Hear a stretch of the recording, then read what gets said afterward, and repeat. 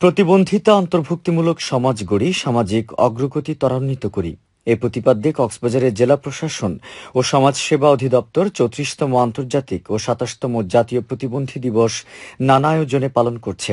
দিবসটি উপলক্ষে আজ র্যালি, চিত্রাঙ্কন প্রতিযোগিতা, আলোচনা সভা, সহায়ক উপকরণ ও পুরস্কার বিতরণ এবং সাংস্কৃতিক অনুষ্ঠান অনুষ্ঠিত হয়েছে।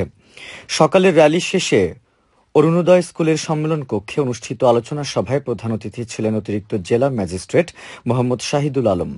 অতিরিক্ত জেলা ম্যাজিস্ট্রেট বলেন, প্রতিবন্ধীদের জন্য প্রয়োজন অর্থবহ সহানুভূতি।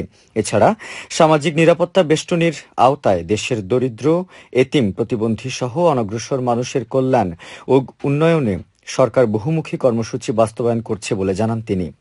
জেলা সমাজসেবা কার্যালয়ের উপপরিচালক হাসান মাসুদের সভাপতিত্বে এতে অতিরিক্ত পুলিশ সুপার শামীম কবির, জেলা শিক্ষা কর্মকর্তা গোলাম মুস্তফা ও কক্সবাজার প্রেস ক্লাব সভাপতি মাহবুবুর রহমান সহ সংশ্লিষ্টরা বক্তব্য রাখেন।